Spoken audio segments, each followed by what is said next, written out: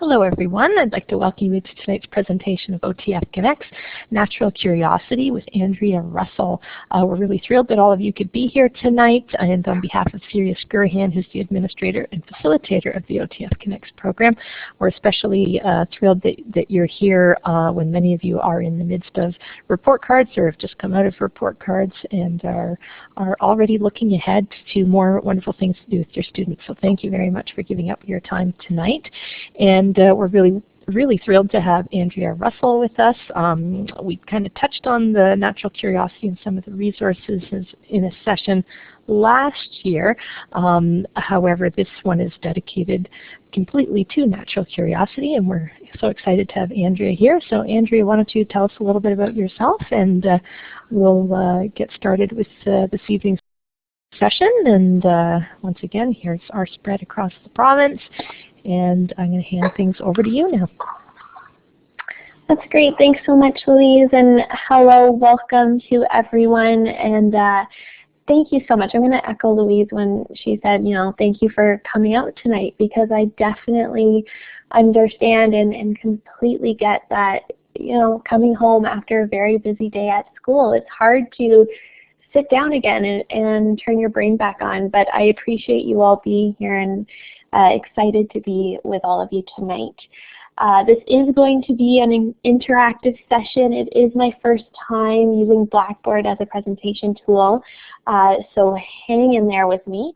But I'm really hoping to employ some of the tools that it provides so that we can create that safe environment that we strive so hard to create in our classrooms, so that all of you feel comfortable to participate, but also ask some questions and perhaps even share some stories. So we're gonna jump right into it, and I'd love for you to start off by using some of those tools. You'll notice that I changed the X and the check mark tool at the bottom of your name to the A, B, and C tool. So I'm just wondering if people could show me if anyone in this session is familiar with the natural curiosity document. A for yes, B for no.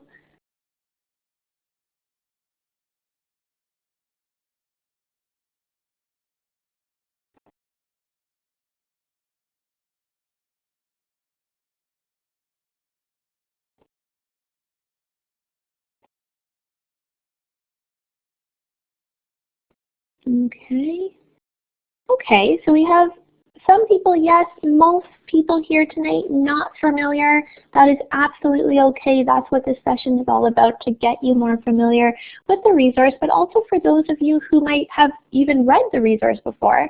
This session is going to help kind of expand on that thinking of inquiry-based environmental education, and we are going to go a bit deeper with it and see how you can relate it to some of your own experiences in the classroom. Just one more quick question for everyone. That's the last question there on this page. Has anyone attended a natural curiosity workshop in the past? Let's try that tool again.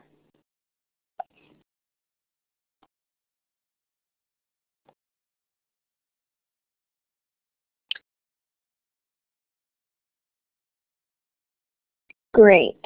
So a few of you have, which is fantastic. And if I was the one leading it, thank you for coming back. That's great. And for those of you who haven't, no problem. We're going to try hopefully a few new things that from those who have attended before, who have seen it. Hopefully it'll be a bit different. And we're all going to learn a little bit more here tonight, which is fantastic. Just a little bit about me before we jump into things and where I'm from and the resource, where the resource came from. I work at the Dr. Eric Jackman Institute of Child Study Laboratory School, and it's part of the University of Toronto at OISE. And our school, it's a huge name, but it's actually quite a tiny school. It is a private school, but the reason it's private is that we have students, we do research with our students and our teachers inside our classrooms. So we are a research site. And researchers come from both locally but also all over the world to do this research on best practices in teaching. We are also a teacher education facility, so we do have a master's program run out of our school that has, next year we're actually going to have just under 100 MA students. And that really helps us stick with our mandate of really applying what we're learning directly into the classroom. So teacher as researcher model, teacher as learner model. It's a 2-year program, and our teacher candidates graduate with a master's in child study and education. Last but not least, certainly not least, we are an elementary school, and we have 200 students in our school from nursery to grade 6. We have our nursery program is a half-day program, and kindergarten is full day. And we have about 20 students, although it does vary, in each class, and we have 10 boys and 10 girls in each room, and that is specifically for the purpose of research. Our students, I get this question a lot. Our students do not have to write a test. They do not have to apply to come to the school, but if parents are interested in sending their children to our school, they do have to fill out a form. It's a lottery system. Because we are a research school, we want to keep the population as representative as the outside population as much as possible. And for that reason, it is a lottery system, and we also have a large tuition support program that supports students from nursery all the way up to grade 6. So you see that big word dissemination there, and that's because that's really the reason why natural curiosity exists, is that our school mandate is to explore what's possible in education through research and practice, and to share those possibilities with public education systems. And in keeping that in mind, we thought, well, what would be the best way to do this? And it was obviously immediately thought that we need to collaborate with public school teachers to work on a resource that highlights and showcases inquiry-based teaching and learning, which is part of our school's philosophy. But more importantly, almost inquiry-based environmental education. And that really came about from a group of teachers sitting around talking about what this resource might look like. And the common thread was taking students outside to learn, taking them out of their classroom to experience the world around them, and to really use those experiences to go deeper in their learning and their understanding about whatever topic they're exploring. And so that's really how natural curiosity came to be. Now, those 3 resources that you have on the screen, the first 2, Shaping Our Schools, Shaping Our Future, is a ministry resource, as well as Acting Today, Shaping Tomorrow. Thumbs up if you've seen Shaping Our Schools, Shaping Our Future. Some people know it as the Roberta Bondar Report.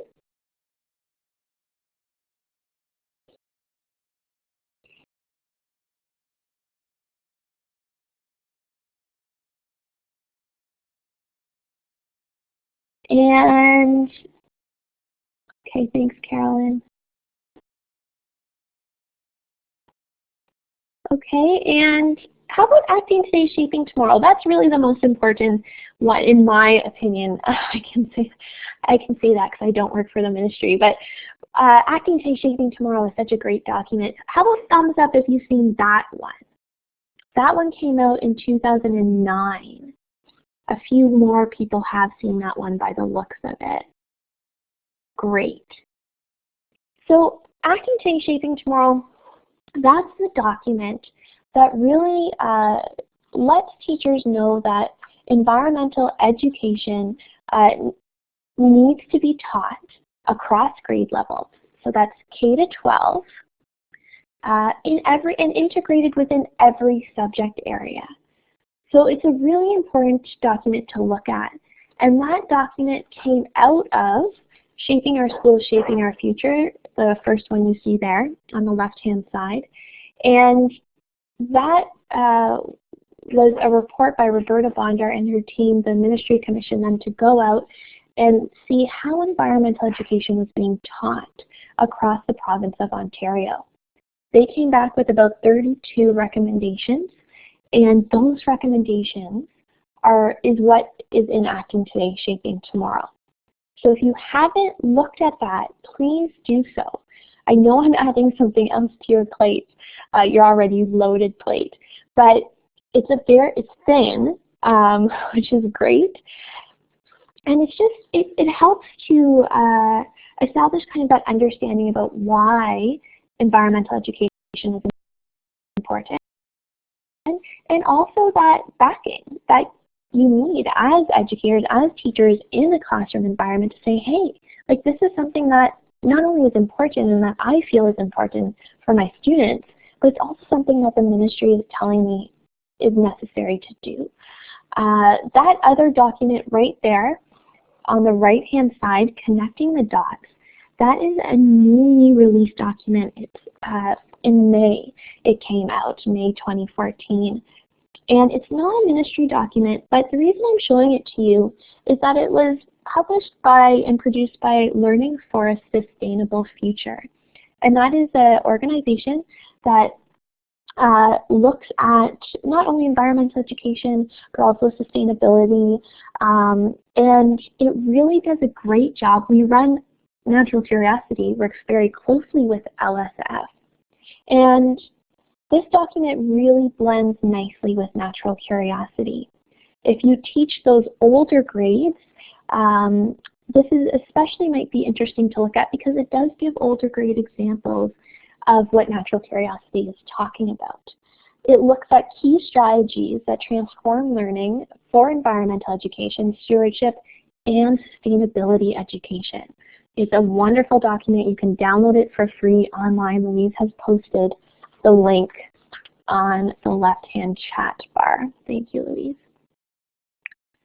Okay, enough of me talking. I really want to get all of you starting to get a little bit more involved.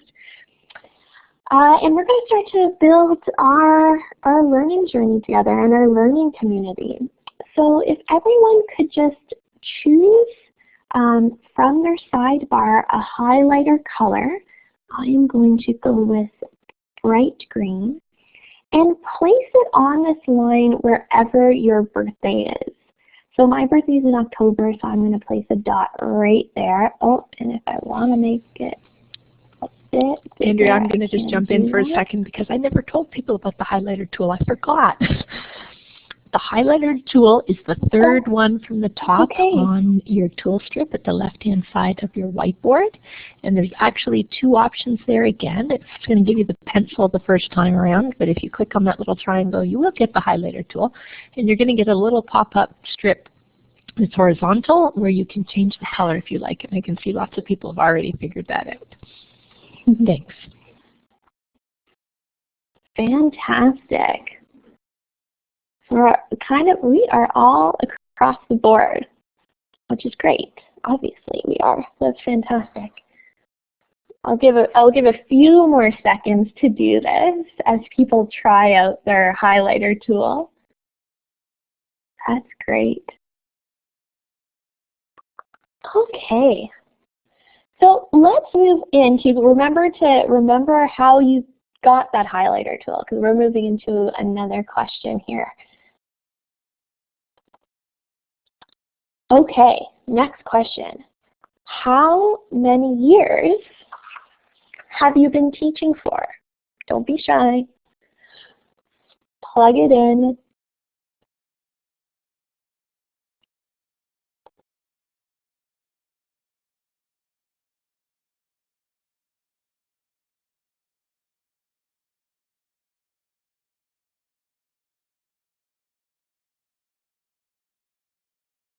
A few on 15, we have around some 10s.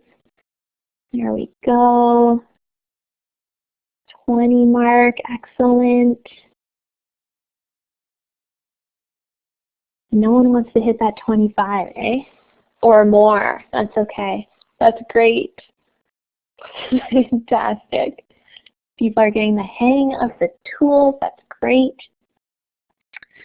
Okay, so I want to pause at this chart for a little bit, because if we look at it combined, there's definitely over 100 years of teaching experience between all of us here at the session tonight, which is phenomenal.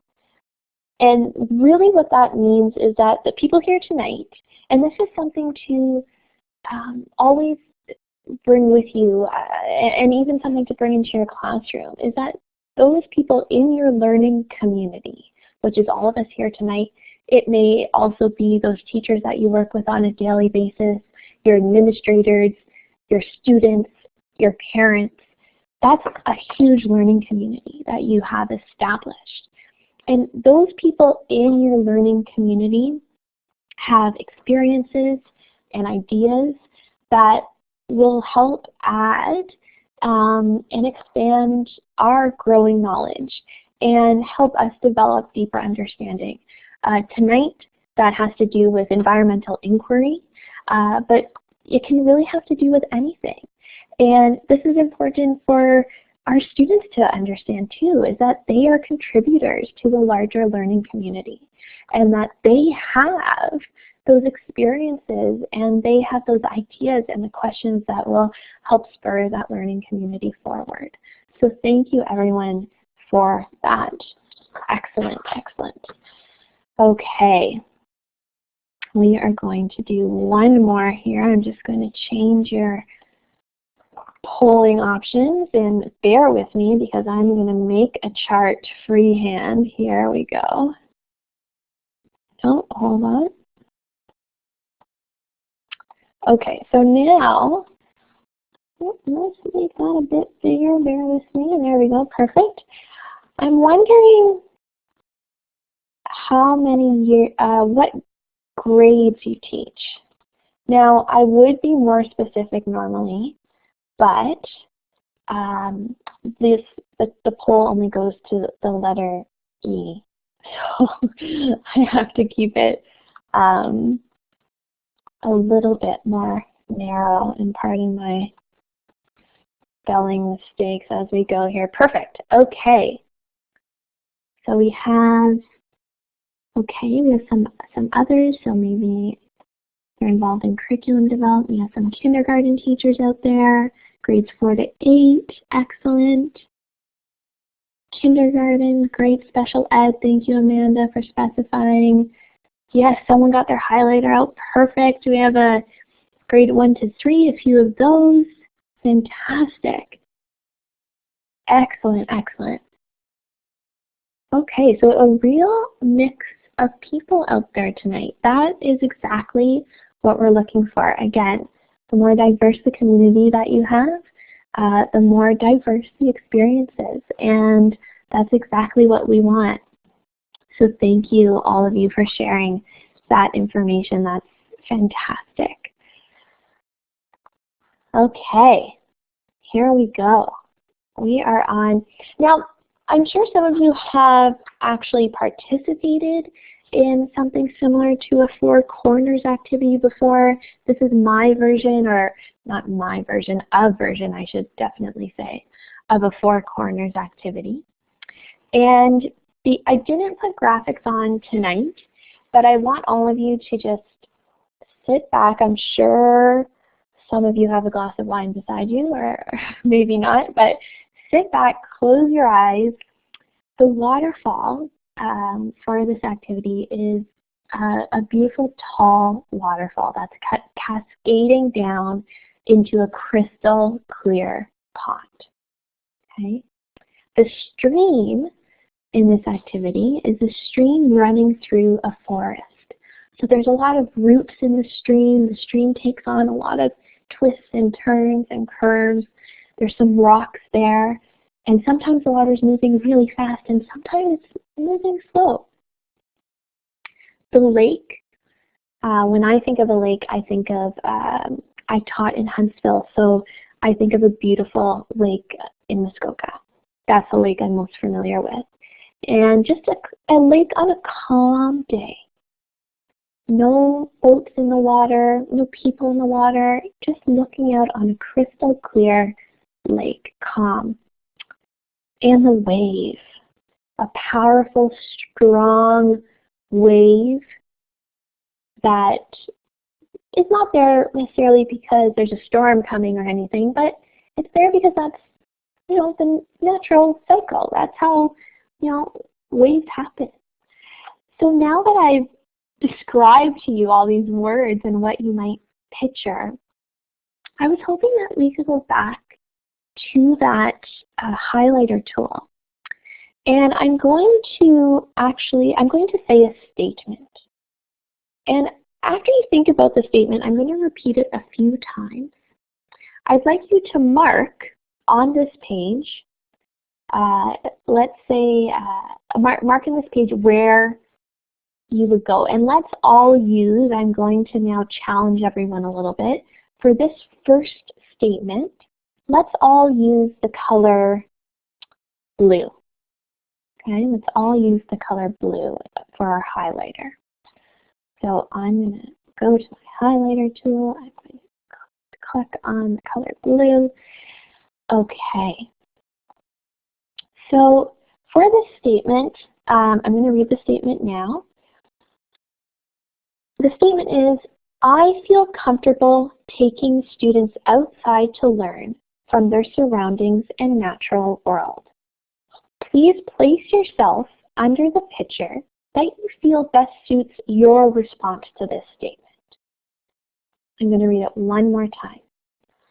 I feel comfortable taking students outside to learn from their surroundings and natural world.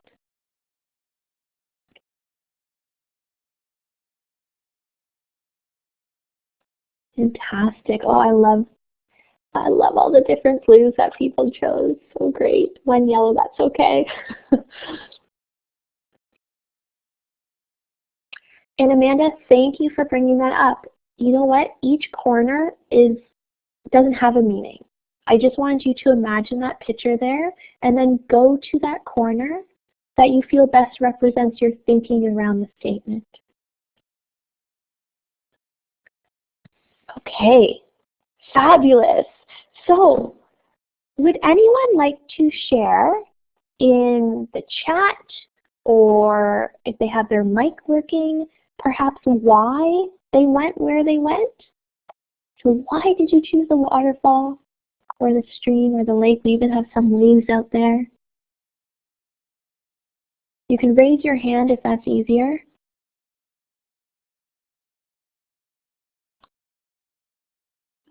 Helen, is that right? Helen? Yes, it is. I'll tell you why. It's my 4th year, and that's why my lake is so calm. I know what I'm doing. I know where I bring my students. And this year we're going to Montreal, 150 of them, and 3 buses full. And it's a beautiful out-of-school activity, and they learn so much more than to have to sit at the desk and to listen. Even though on the internet they wouldn't see live, hands-on things that they will be seeing. Thank you, Helen. Excellent. Thank you so much. Absolutely. They learn so much more when they're outside. And I'm seeing a lot of people writing in the chat. Please review those. You just rush out there and let them go without fear. Amazing. Natalia, being outdoors is where I feel I thrive. We can take it on together in full force like a wave. Yes, strong imagery there. Jasmine, thank you, chose the stream because I could easily imagine taking students there to explore. Absolutely. Calm and rich environment that would lead to lots of questions. It always does. Thank you, Danielle. I chose the waterfall because I'm not comfortable and not sure what I'm doing. usually happens without pre-thought. Absolutely. You know, sometimes we do things and we don't know where it's going to end up. And sometimes we even do it spur of the moment, let's just try it, not knowing where it's going to go and not necessarily being comfortable with it. And that's really important to recognize in ourselves, saying, hey, I'm not comfortable with this, but I'm going to do it anyways. So thank you for sharing. Janice, absolutely. You never really know where the inquiry will lead. Chose stream because I'm steady and encouraged to keep going. Sue, fantastic. Jean, shallow lake, yes. Amanda, you chose the lake because you feel less enthusiastic about it and I'm more uncomfortable with my knowledge in the area. Interesting. A wave waterfall suggests excitement to me. See, and this is what I love about this imagery activity, is that each person, I should say, sorry, view these images to mean something else completely different to them. So thank you for sharing. Eva. I chose a wave because I can anticipate that there will be waves on the learning journey. There always is. But absolutely does not mean that it will not be worthwhile. But preparation is essential, yes. And as Copley, I feel calm like a peaceful lake about taking kids outside. And it's easy to get passionate and inspired. Yes. There's a challenge. Because what happens when you work with a teaching partner who might not feel as calm as you do about taking kids outside? Absolutely, that is that challenge. As Copley, hold on to that challenge because perhaps it's something we can bring up later. Bring parents. Thanks, Helen. Great suggestion. Excellent. Oh my goodness, I wish I could read all of these. Oh, excellent. So we are, though, going to move on to one more statement. I want to try this one more time. Is everyone ready? I'm going to say the second statement, and this time, again, a bit of a challenge. I'm going to ask you to choose the color green for this one. Okay? And here's the next statement. Students' questions shape their learning experiences in my classroom. Students' questions shape their learning experiences in my classroom. And for those of you who don't have a classroom, think about a time when you might have had a classroom or when you're working with a group of students where that has happened. Okay? And what course did it take after that? Once a student asked a question, then what happened? Think about those opportunities in those moments. I'm seeing a lot of people are on the wave side, a few waterfall, and some people are even drawing waves. That's great. Oh, smiley face, thank you. A few streams, some water, excellent. No, I don't know if anyone's chosen the lake yet. That's okay.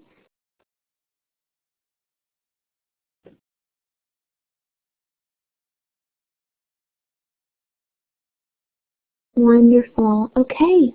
So again, if anyone would like to use their microphone to maybe express why they went to the corner that they did, that would be great. If not, would anyone like to share using their mic?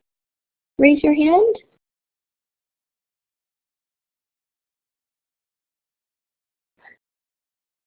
If not, let's head to the chat.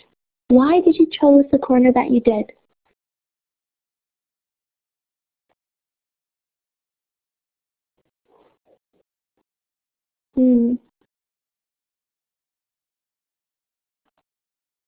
Excellent, Janice. Thank you. Choose questions bring you in a direction like a stream. They absolutely do. And Amanda, that is a great strategy, using that inquiry board. And you just jump in like a waterfall. Kim, agreeing with Janice, you don't know what's around the bend when you're working with the stream. But always keeps moving. I'm going to add that part. You know, you always keep moving forward. Yes.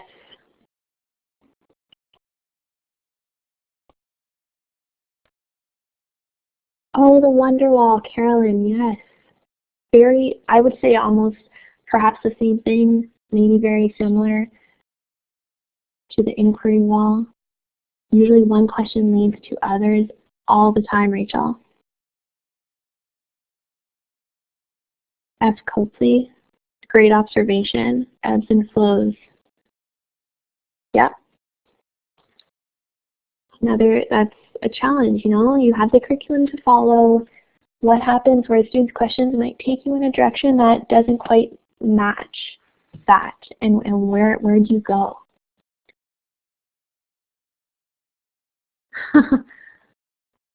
Students' questions always keep coming, like a waterfall. Sue, thank you.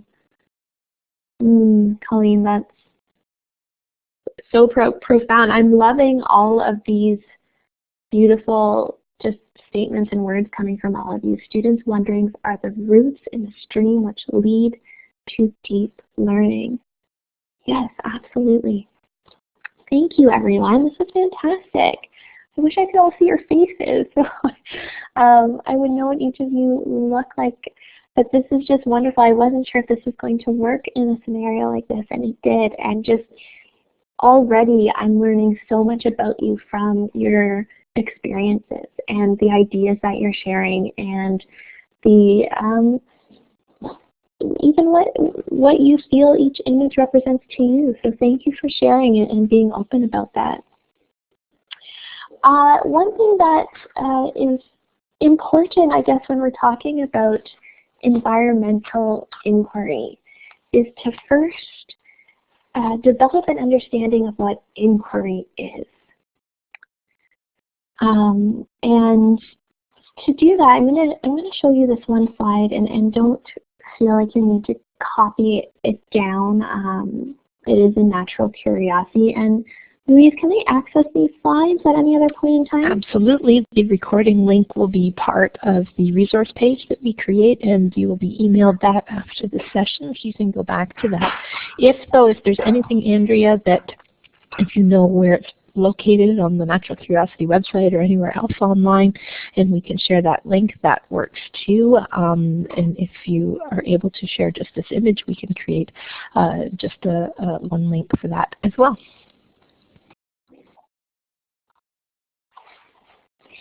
Wonderful. Wonderful, thank you. So again, if any of you are copying things down, don't worry about it. Just sit back and relax, and you'll have access to all of this. So again, like I was saying, before environment comes into the picture and taking students outside and really using those resources, our environment to the best of our abilities, we first need to understand what is inquiry. So the slide there is showing you a few different things that make up inquiry-based learning.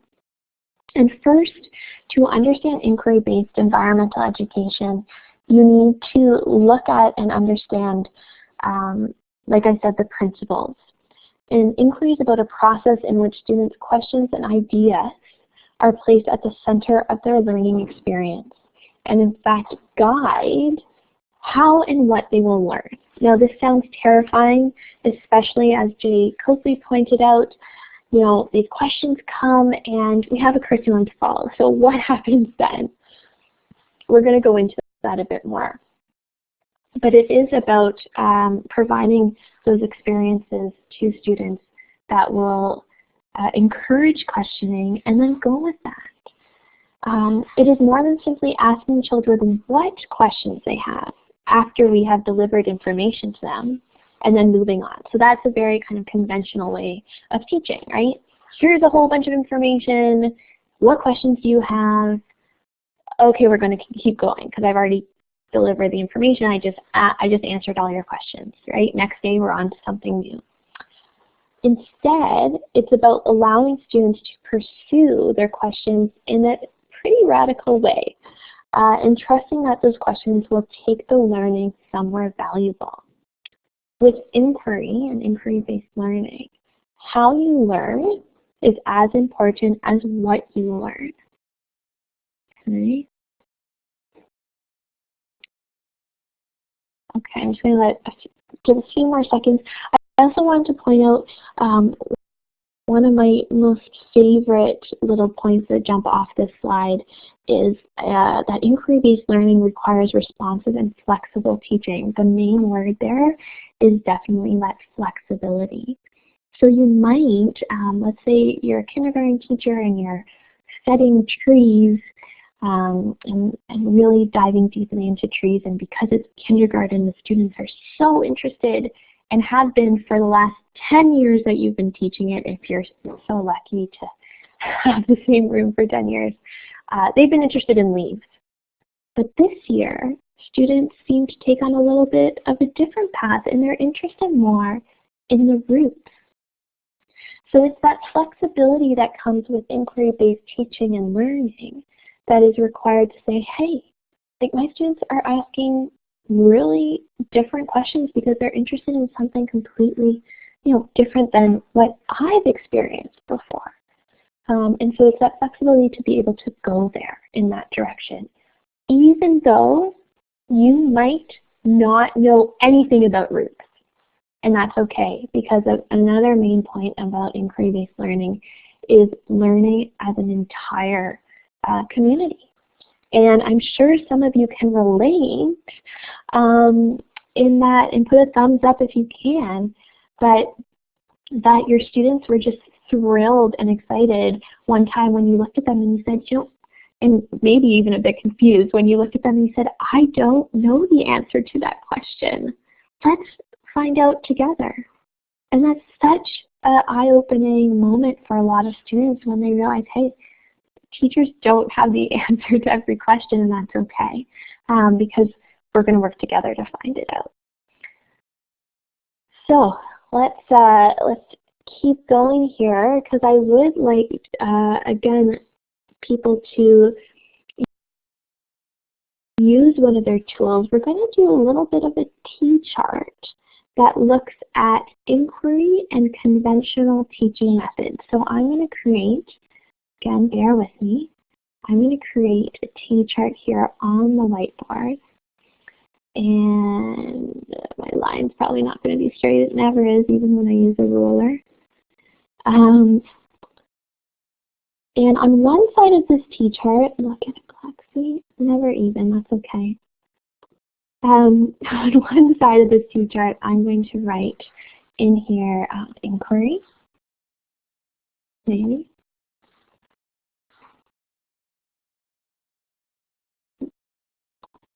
Let me try one more time.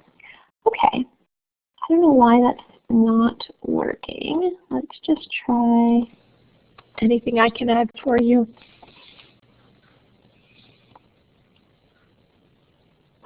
You know what? Well, I'm just going to use the text box tool. That seems to be working a little bit better right now for me.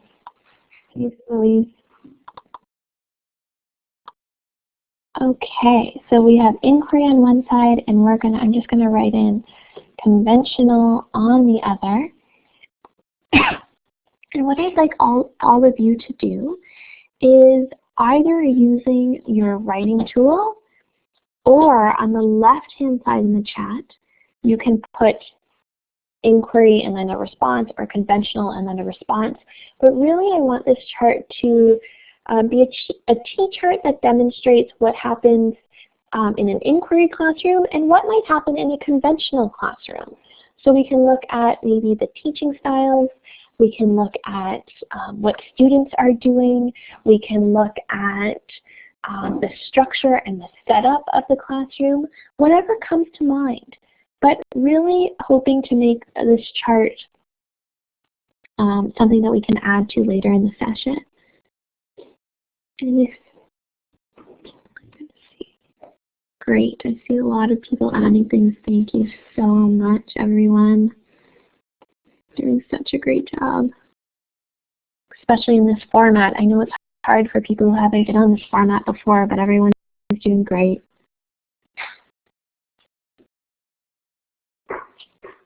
Helen, that I would think would be on the inquiry side. Thank you.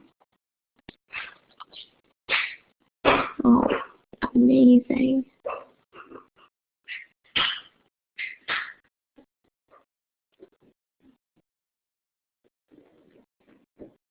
Just going to give it another 30 seconds or so as people are working to add to the chart. Yeah. I'm seeing a lot of really great points coming up. So on the inquiry side, we have student-led. Conventional side, we have teacher-led, teacher-directed inquiry. I mean, you can all read this chart. I don't think I need to go through and read each one, but really excellent points. A lot of interconnecting points, actually, which is great. Lighting the fire for inquiry, and conventional is filling the pail. I like that. That's a good visual. I'm a visual person. I like that.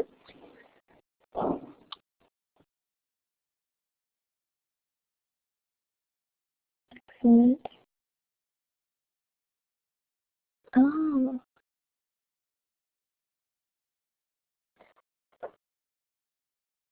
And I'm wondering if whoever put those stars are kind of making a connection from one to the other. So in conventional, students are passive, but in inquiry, students are excited about learning and take more ownership of what is happening. Thank you for pointing those out.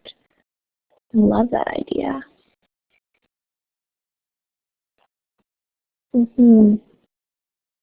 Wow, wonderful. Look at these are great ideas. Well, one thing that I would like to go into, just as you're doing, or maybe I'm just going to give 5 more seconds for people to finish their thoughts. We are going to come back to this, so don't worry if you haven't added yet. Please, I agree. Okay, thank you for all of those wonderful statements and ideas. And I think that when we come back to this chart, it's going to grow and expand. So thank you for this, and we're going to come back to it in just a little bit. One thing, just going along with inquiry-based teaching and learning, that really is what natural curiosity is all about. It is the foundational piece, inquiry-based learning, to what we refer to as our 4-branch framework approach to environmental inquiry. So you can see our tree icon there. We love trees at Natural Curiosity, as you can probably tell. Source of so many wonderful things. But inquiry-based learning is that foundation.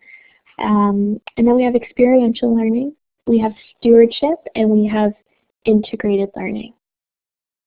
Now, I thought that it would be helpful, or maybe spur some more questions if I tell a story. And this is a story that you can find in Natural Curiosity. I'm not going to spend too much time on it because I'm really enjoying some of the comments and thoughts that this group is generating. But I'm going to just go through the story fairly quickly, so those people who are not necessarily familiar with inquiry or the environmental inquiry approach can see how the 4 branches fit together. Because what we feel is really important is that inquiry does, Jennifer, no worries at all. Thank you for coming. But what inquiry really needs in order to be whole are all of those things. So it does need those experiences for experiential learning. It does need integration, and as teachers, I know we all know and understand the word integration, but that's really essential component to this. And stewardship. As teachers, I feel a goal of every teacher is that we want our students to be active members of society. And stewardship and really building that up within our students is of uttermost importance. So that's a really integral part to inquiry-based learning. And this next story does demonstrate that opportunity. So again, we're going to start, and I'll be quick.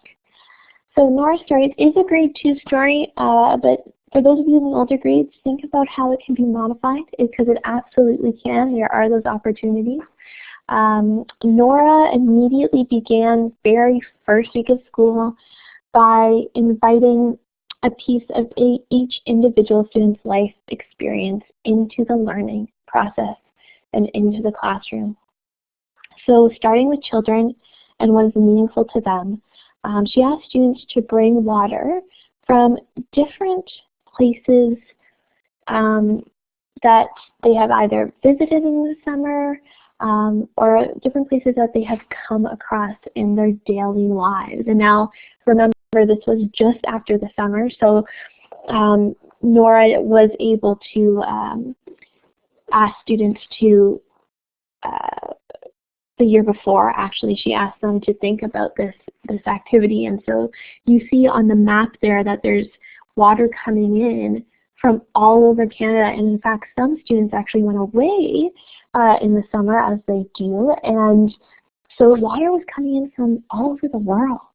And that's why you see waters of the world. And what I like best about that is that little starred section of that sign that says, "Please do not drink," just to be sure. So what you see here is, how did Nora use the experiences of her students in a way that would encourage deeper thinking and that would encourage questioning. What we have here and what we have in natural curiosity is a spiral. And really what that signifies is that all the time you're constantly giving students the opportunity for reflection and growth. And reflection is very critical for that powerful experiential learning to take place. Because what experiential learning does is that it transforms the direct experience into newly formed knowledge through that personal reflection. So you can't have experiential learning if you just have that experience. Experiences are fabulous. They're fantastic. We want to provide students with as many experiences as we can. But in order to go deeper with their learning and their understanding, we then need to provide for students, just as important and crucial, that opportunity for deep reflection. Because it's with that reflection opportunity, that time to sit and think, comes the questions. And once we identify those questions and students have a chance to posit some theories, you as the teacher, as facilitator, as I like to say, can then provide another direct experience that bounces completely off of their own questions and interests. So you can see a spiral is terrifying because it doesn't end, but it's a perfect example of that interplay between experience and reflection that is so important. Here you see that experience at play. So students had an opportunity to bring in water, and then they all shared about their stories about water, and then Nora kind of said to them, well, we have shared all these water, we have a water table, we mapped out where our water's from, and now I'm wondering, what questions do we have about water? And because this is a grade 2 class, students, Nora encouraged students to write on Post-it notes their questions, and then students sorted the questions into categories. And you'll see some of those categories there. We have students interested in waves, in evaporation, in ice and frozen water, in naming different names for water, right? And it's through these questions that connections started to form. And really, it's these questions that help Nora plan the rest of her inquiry with her students. So the students, if you think about it, did a lot of the work for her, because here are these beautiful questions up, and now Nora gets to look at it and say, hey, a lot of students are really interested in ice and frozen water, a lot are interested in evaporation, and I can also tell from these questions what misconceptions or preconceptions my students are coming into the classroom with, because some of those might need to be tackled before we can move on to the next question. And so this is a really important activity to do, is get those questions out there, because that's going to help guide the direction of your students' learning. More questions. I just wanted to give you a little bit more of a close-up example of what some of these questions are.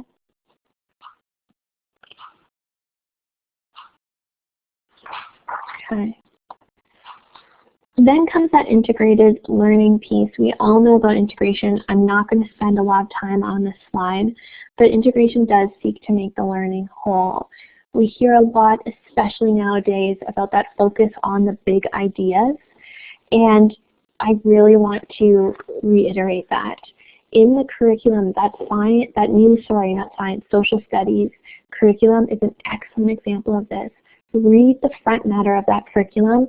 It makes very evident the importance of the big ideas and the connections through that integration approach, especially in environmental education. So how did Nora integrate water in her classroom? Students were surrounded by water on a daily basis. Very important, again, if you kind of want to keep the inquiry going. Where are those connections? What can we do with it? So data management, math, where does your water come from? Is your water drinkable or not? We're learning about graphing. We're learning about the number 0. We're learning about how to make not only a bar graph, but they did so many different types of graphs with this water and this new data that they're collecting, right? We also have a lot of art integration. And when we have art and drawing, as you know, is a really excellent way to see for yourself students' understanding. Please keep asking students to draw out their ideas and their understandings from kindergarten, where it's used a lot. I don't know why it stops in those early years. We should be asking our high school students, our university students, to draw their ideas, because it's in those drawings, again, that more misconceptions come out, and it's through those drawings that you as the facilitator can say, hey, like, this is something that the student thinks happens in the evaporation cycle, or this is a preconception that a lot of students are coming to the table with. So how are we going to work through that? Many times what students can't express orally, they can express on paper. So very, very excellent tool, and you're bringing art into the picture. We also have here media literacy. So they brought in articles about water. There's a boil water advisory apparently at that time. They also asked experts to come into the classroom. Now, I use that word hesitantly, because we're always all learning together. But this gentleman was invited into the classroom because he worked for the City of Toronto Water Department. And he came in and let the students know, because some of their questions were about the sewer system in Toronto. So he was able to speak directly to that. And students had to prepare some questions to ask this gentleman when he came in. They interviewed him. He did a little presentation, and then he was able to answer or provide a little bit more insight even into some of the questions that they couldn't find answers to just yet. So that was able to help them move their learning forward a little bit more from where they were. And obviously, stewardship. Huge, huge, huge. And usually stewardship, I'm going to say, happens sometimes inquiries start with stewardship. Most of the time, from my experience, it really comes from students being so completely engaged in a topic that they start to want to figure out ways to help in some way.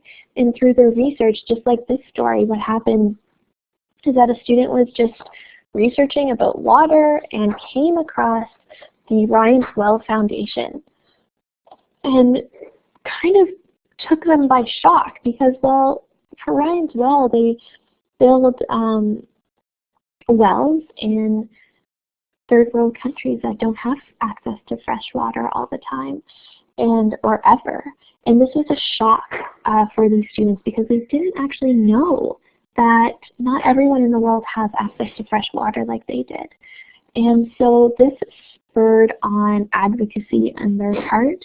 And here you see a letter written to the Prime Minister. So we have literacy getting involved here, just like with that social media or that media piece. We have math because students thought we're going to run a fun fair to help raise money, and we're going to sell lemonade, and we're going to have a grade 2 garage sale. But they also knew that just raising money wasn't good enough, but that they needed to share, they need to advocate for this cause to the most important person in Canada who makes those decisions, which is our Prime Minister. So they wrote a note to him, and his office wrote back, which was a huge thing for these students.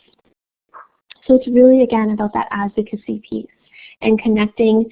Sometimes it'll be a local connection, sometimes it'll be a more global connection, and it really, a lot of that, as you know, depends on the developmental stage of those children in your classroom.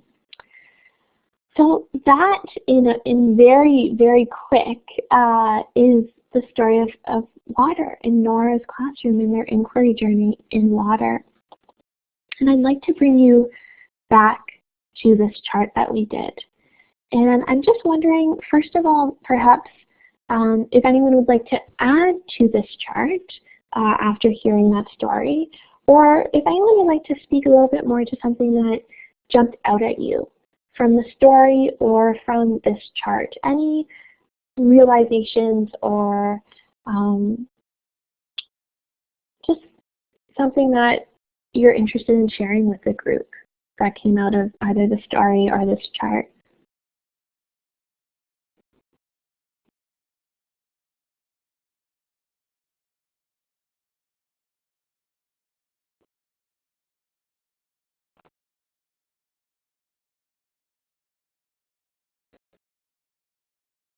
One question I do want to throw out to the group is it an either-or thing? Is it inquiry or conventional teaching, one or the other?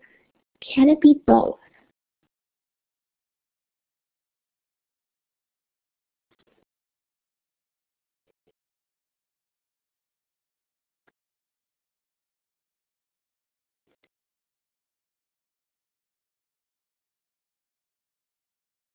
And Danielle and Rachel, do you want to expand on that a little bit?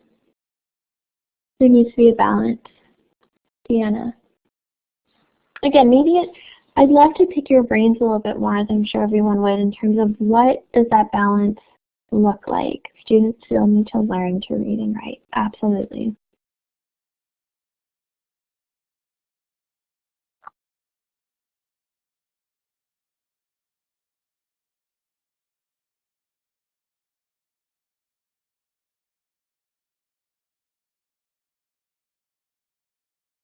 Sorry, I'm just reading everyone's comments here, as I'm sure you're doing as well.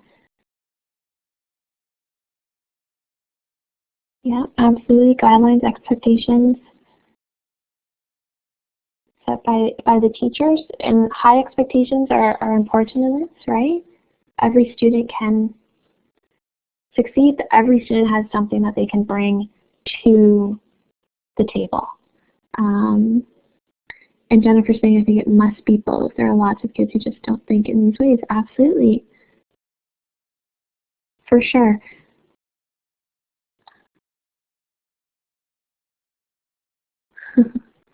They can sometimes appear to be opposite, and in many ways they are opposite of each other when, depending on the needs at the time, the evidence of student learning and professional, I don't know what the professional learning may be, Eva, but that's a good point, is I really want to focus your attention on, you know your students best. and you know exactly what they need at a certain time. So go with that. A lot of the times in inquiry, you'll come across a question where students don't have the answer to, or they keep going back to a preconception or misconception that they have that's really solidified into their brains for one reason or the other. And in order to move past that misconception and to go deeper into a topic area, a lot of the times what you have to do is address that head on. Yeah, you might have to have a pretty conventional style teaching lecture happening where you have some notes on the board and you're asking students to read what's up there and to highlight the important points. You might ask students, I was working with a teacher the other day, loved what they were doing, and students had picked an area of interest that they wanted to explore a little bit further on a timeline that they were doing of Canada's history. It was a grade 5, 6 class. And she sat them down and she said, before you go do your research, we need to know what we're looking for. What are some of those points? And they did who, what, where, when, why, and how. And that was a directed lesson in and of itself, but something that students needed in order to move on to that research component and in order to really focus what they were looking at. So that needs to be in there. Amanda's suggesting that there should be a middle section, like a Venn diagram. Amanda, I love that idea. I would add that it is a form of learning where both parties are responsible. Absolutely. We still need to guide them to some extent to ensure that they are learning what is required, because you, as teachers, you are responsible for those students and their education, what they're learning, and you're responsible to them. First and foremost, you're responsible to your administrator and to the parents. So that needs to be absolutely a priority. It's essentially a balancing act, it is. And there needs to be a balance, Danielle's echoing, of student-directed, teacher-directed. Absolutely. One of the biggest misconceptions is that inquiry is where teachers kind of wipe their hands of their responsibility and walk into the classroom and say, what do you all want to learn today? Which would be amazing, but is not the reality in our school system, or I don't think any school system, although don't quote me on that. Because we do still need to be responsible, and there is absolutely still a curriculum to learn. But what it does mean is that as teachers, we need to know that curriculum inside and out so that we can make those connections for our students, and that we feel assured knowing, hey, we're meeting a lot of those expectations while pursuing those big ideas, which is important. So thank you all for participating in this chart, everyone. Fantastic ideas and suggestions going around. Love the idea of the Venn diagram, Amanda. You might just see that in my next workshop if you don't mind. That's fantastic. One question that people, first, actually, no, let's go here. Here we go. One question I think I remember someone having at the beginning is like, what do I do with all these questions? And some of you might be familiar to this. I know this is another word that's going around a lot of school boards, that knowledge building idea, that idea of knowledge building. And it scares me only a little bit. Don't get me wrong. I love knowledge building. But for some reason, I feel like there's a bit of a disconnect, and that knowledge building is something separate from inquiry, and that inquiry is separate from knowledge building. And I could be wrong on this, but they're very, very integrated and closely connected between the two. Knowledge building is something that's so essential when you're talking about inquiry. Knowledge building discourse, and really encouraging students to share their ideas and go deeper in their questioning. So before we do this, sorry, I'm just looking at my notes here. What I'd really like to do, sorry everyone, I'm just looking at the time and looking at what I have. No, we're going to stay here. Okay, So knowledge building, thumbs up if you have heard of knowledge building. Thumbs up.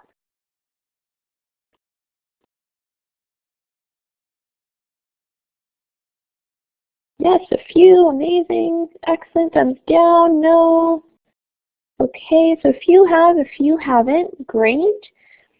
Thumbs up if you have either facilitated a knowledge building circle in your classroom or if you've ever experienced one yourself, been a part of a knowledge building circle.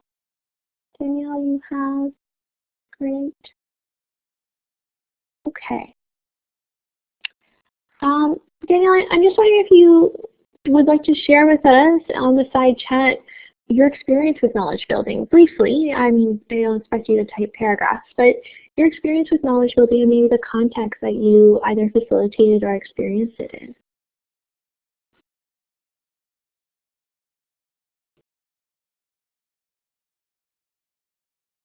Or anyone. Anyone's welcome to jump in.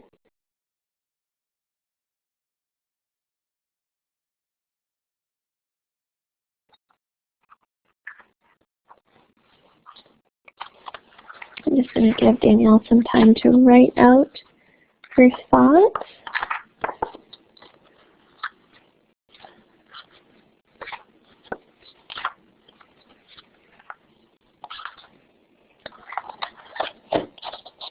So as Danielle's writing, and Danielle, don't worry, take your time.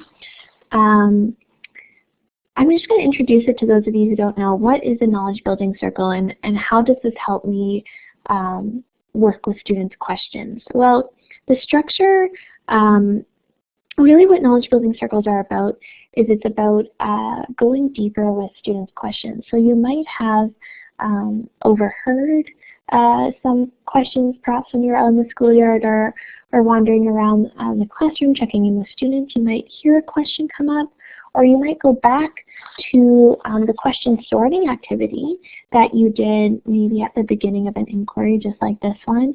And there might be a question up there that you haven't really got to the bottom of yet. And so that might be, those are great opportunities and great questions to bring to your students in something like a knowledge building circle. And what knowledge building circles really it is a structured activity. Everyone sits in a circle at the same level, so there's no hierarchy. And this obviously can be modified because we do know there are students who can't sit on the ground, right? Sometimes students need to sit on wedges, or they need to sit on balls or chairs. Make that modification. You know your students best. But you're at the level that most of your students are at. So if they're on the floor, so are you. If they're on chairs, so are you.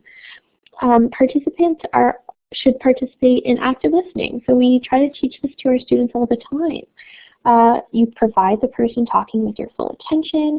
And once they're done talking, that's when you raise your hand if you have maybe a build-on idea or another I wonder thought or another question that you might have. The person now something that's really great about a knowledge building circle is that the person who just finished speaking passes it on to someone who has their hand raised. So it's giving that ownership over to the students to facilitate this. And as you can see in that diagram that I have up on the screen, the first knowledge building circle, and as you can well imagine, looks very different than subsequent and the last knowledge building circle that you'll have in your classroom for the year. The first, I would say, 3 or 4 months, and yes, months, is really about creating that safe and secure community in your classroom. And knowledge building circles are going to look a lot different those first 3 or 4 months because you're going to be doing a lot of modeling. You're perhaps going to be facilitating the whole circle. So instead of students selecting who's going next, you're going to be doing that for the first few months. And then you're going to give over those responsibilities.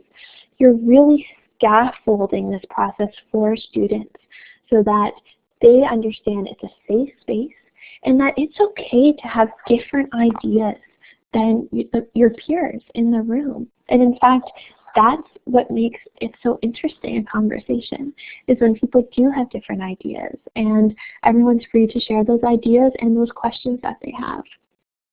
It's really about establishing that culture of psychological safety within your room. So again, students feel comfortable going out on a bit of a limb. And that's what we want our students to do. We want them to ask those questions, and we want them to form opinions and have ideas.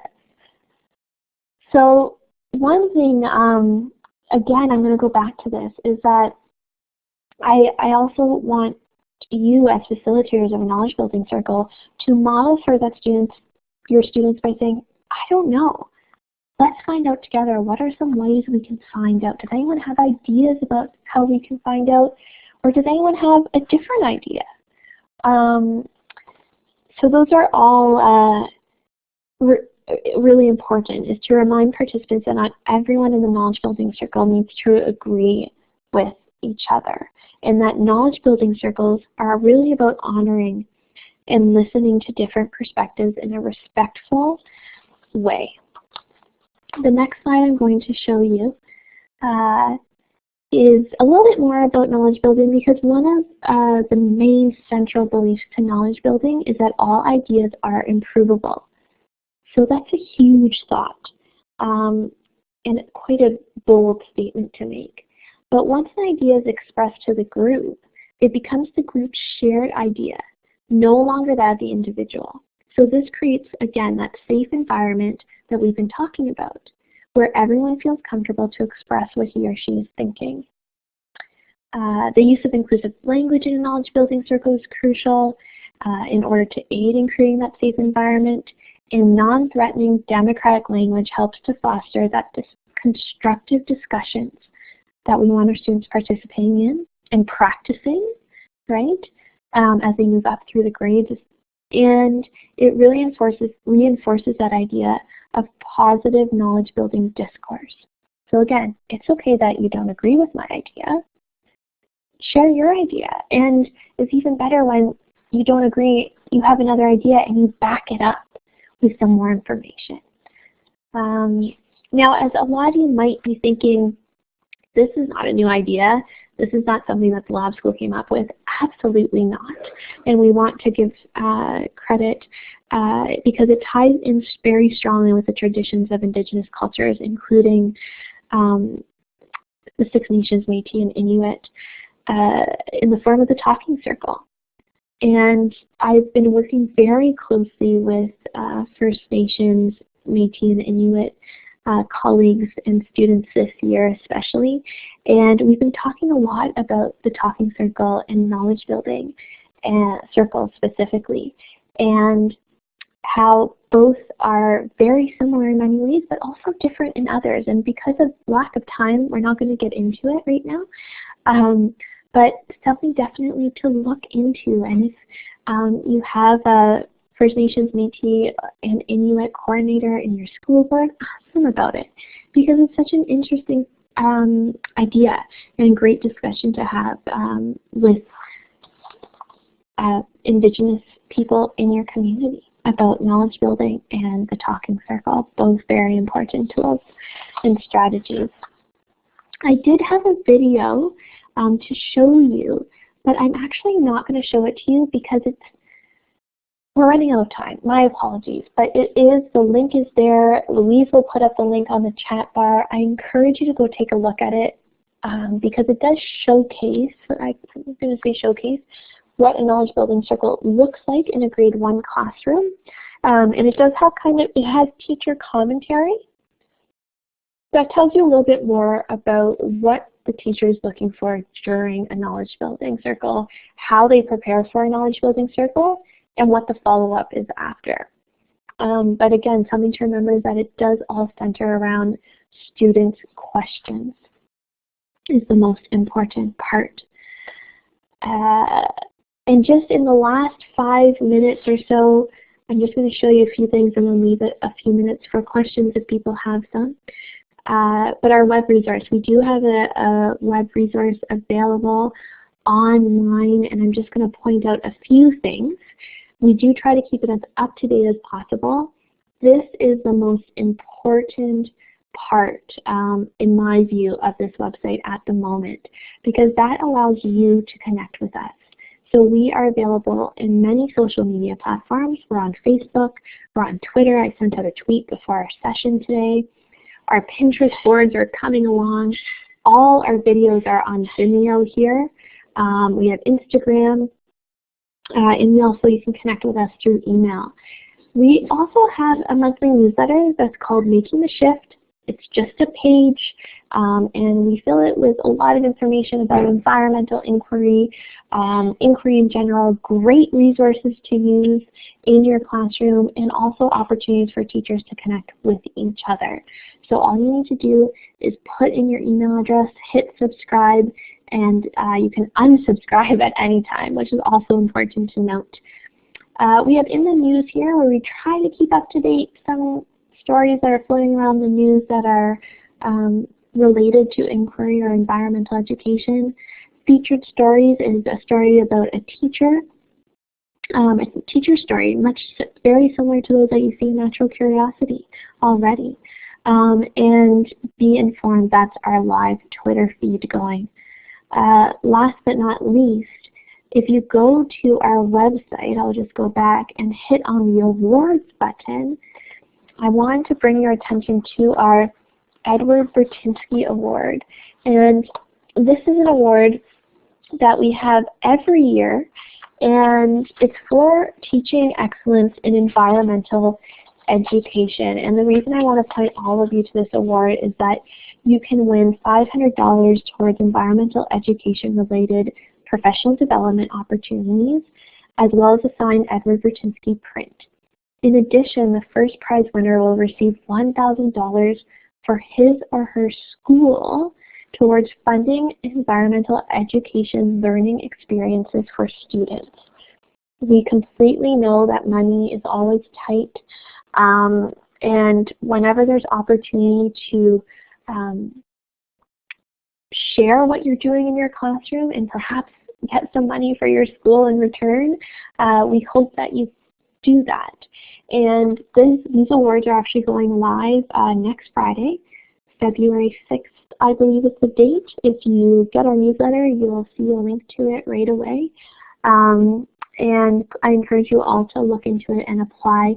You can also nominate someone who you know, someone in your school who you know is doing environmental education, or in another school that you know is doing environmental education. You can nominate them and give them a chance to win as well and acknowledge. Teachers do not get acknowledged enough for the brilliant things that they're doing and for all the time and commitment that they put into their classrooms. So we hope that this award is one way that there can be more recognition for teachers out there. So we're drawing to a close here. I definitely want to be mindful of the time. Are there some questions that people have? I just gave you so much information, and thank you for being active participants during this session. Are there any comments or questions, or maybe perhaps you want to share a story of inquiry in your classroom or some of your own experiences?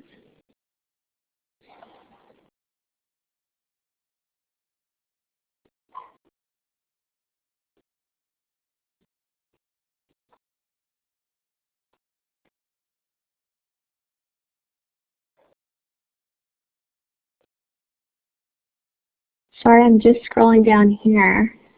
I just noticed the chat bar does not move with the comments. Maybe it does, mine is just broken. But Danielle, thank you for sharing your story. I'm sorry, I'm just catching up. Fantastic.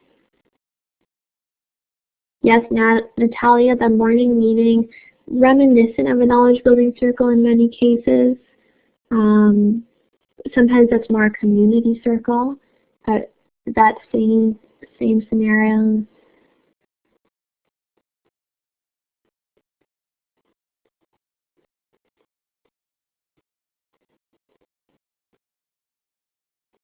Amazing. My apologies for not spending more time showing the resources, Janice. but these links are also important. Thank you for putting them up, Louise.